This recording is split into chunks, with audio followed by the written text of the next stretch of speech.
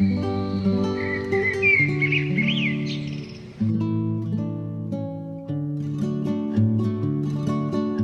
the 1980s, the population of the Philippines has more than doubled. To make way for new developments, lands for farming continued to decrease in size. To compensate, farmers resorted to harsh farming practices that increased their yield but were harmful to the environment. Apan sa kalit lamang nausab ang talan-awon ug ang kahimtang sa among palibot tungod sa pag-abot sa mga loggers nga namutol ug nagpahimulo sa among kakahuyan. Ug ang dapit nga ilang gibiyaan giugmad sa mga mag-uuma nga nagamit na sa pagdaro ug gidungan pod ang pagtudlo kanamo sa paggamit sa commercial fertilizer sa among kaumahan.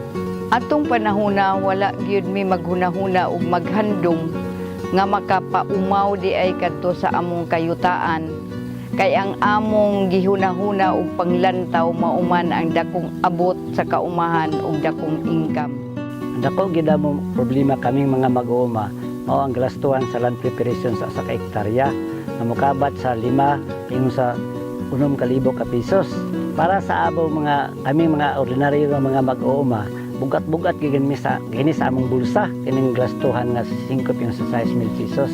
Sa unang panahon, maayo pa ang akong tanom, bisan ug dili pa nako gagamitan og abono. Nagkadugay na akong daro sa akong uma, nagkaminos ang tubo sa akong tanom. Nabatikdan ako nga sige og kabanlas ang akong uma panahon sa ting-ulan. Dugay-dugay na ko nag-garden ani nga luna. Sukad sa una, ako na gitamnan og mais ug mga utanon. Gamit ako og abono ug chemical aron mo taas ang akong abot. Pero nagkadugay, nagamahal ang presyo sa abono ug chemical. Mao nga naglisod na kami og kapital para ipalit. Kung dunay laing pamaagi nga minus og gasto, pero taas og abot, mao'y among sundon. To precisely answer this problem, researchers from the World Agroforestry Center and its partners develop a new farming system for small farmers that can increase and stabilize their crop yields with modest investments.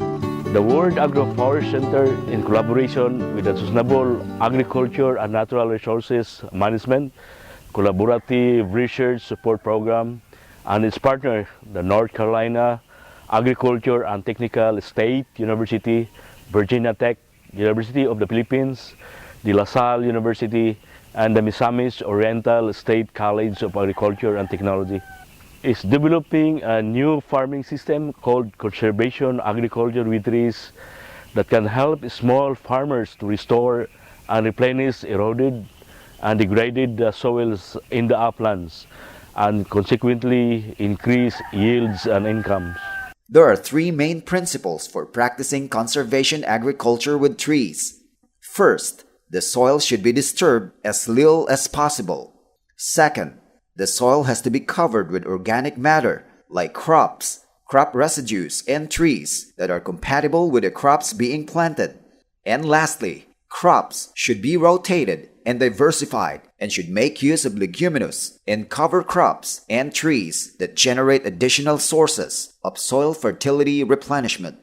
The World Agroforestry Center and its partner are carefully observing farmers' experiences in conservation agriculture with trees and are designing a new system that combine the best of these practices.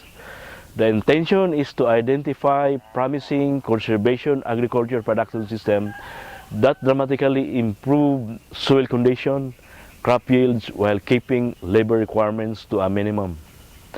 There are 6 conservation agriculture production treatments are currently evaluated. The first treatment is maize plus Arachis pintoy. The second treatment is maize plus Stylosanthis guianensis. The third treatment is maize plus cowpea relayed with upland rice. The fourth treatment is maize plus rice bean. The fifth treatment is cassava plus Stylosanthis guianensis. And the sixth treatment is the conventional farmer's practice. While these experiments are still ongoing, A number of farmers have already adopted some of these farming systems. Their motivations, practices, and benefits so far vary. Gidungan nako pagtanom ang stylosantes sa kasaba aron makatabang og katambok sa akong yuta. Sa una, nagdaro ko, apan karon nagamit nako og dabbler sa pagtanom sa mais. Naobserbahan nako nga na minus ang akong trabaho. Naprotektahan pud nako ang yuta kay wa na pud ko magdaro. Wala na nako na disturbo ang yuta. Conservation agriculture with trees can help protect the soil by reducing disturbance to a minimum. It builds on the indigenous knowledge of zero and minimum tillage farming techniques traditionally practiced by indigenous farmers in the past. Usani karon ka pamaagay sa akong pagpananom sama sa humay, kope o gibutangan ako sa ite o chikindang para nga mabalik ang katambok sa akong yuta.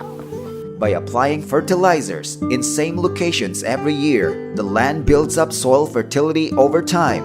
And because commercial fertilizers are becoming expensive, animal and green manures is the better option for small farmers.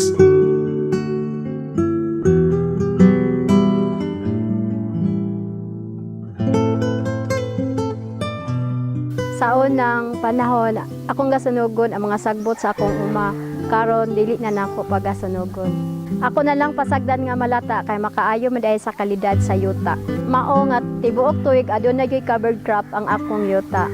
Sama sa akong gihimo karon nga akong gitamnan og mani-mani ang akong mais. Retention of crop residues and the planting of cover crops stimulate biological activity and improve soil structure. For example, incorporating Arachis pintoi reduces soil erosion because of its soil binding effect and enriches soil because of its nitrogen fixing properties. As a forage grass, it is eaten by chickens, cows, carabaos, and even fishes. It also has good aesthetic value.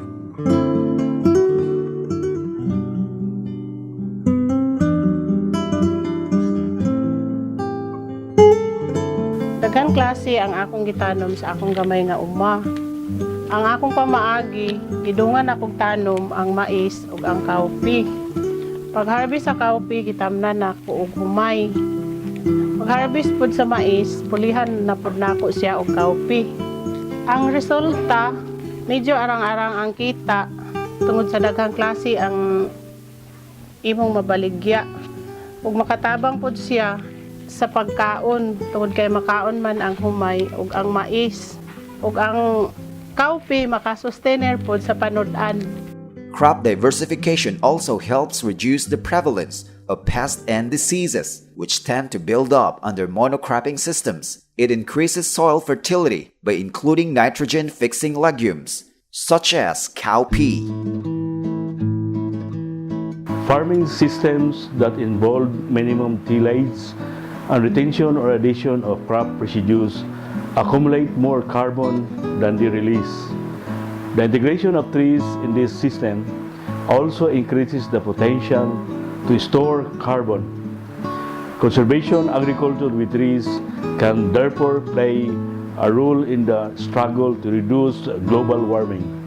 Ang kini akong trabaho mo kini akong ginasunod kini sistema sa pagtanom sa mais dayon kaupi dungan sila sunod na pod pagka-harvest sa kaupi itanuman din ako sa humay pagka-harvest na pod sa kanang mais pulihan na sa din ako sa kaupi tungod ini sad nga pamaagi madoble pod ang akong abot na minus ang pagtubo sa mga sagbot tungod sa aduna kanunay magsunod nga tanom minus pod ang gasto sa libor niya sa kabahin sa akong kaupi nakagahin po ko para sa akong mga silingan nga moambit sila na pay makapanghatag. The integration of nitrogen-fixing trees improves soil fertility and increases crop yields. The use of tree legumes also helps to suppress weeds, reducing the labor of hand weeding.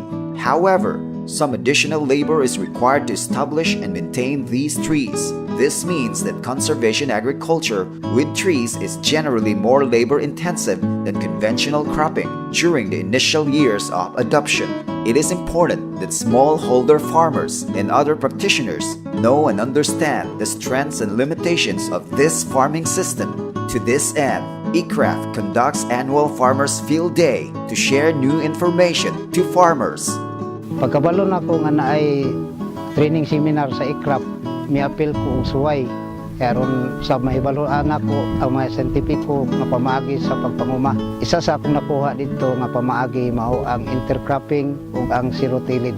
Ang pamaagi sa akong pag-intercropping, gitanom nako ang mais ug kopi nga wala na nako daruha ang gitamnan ang area.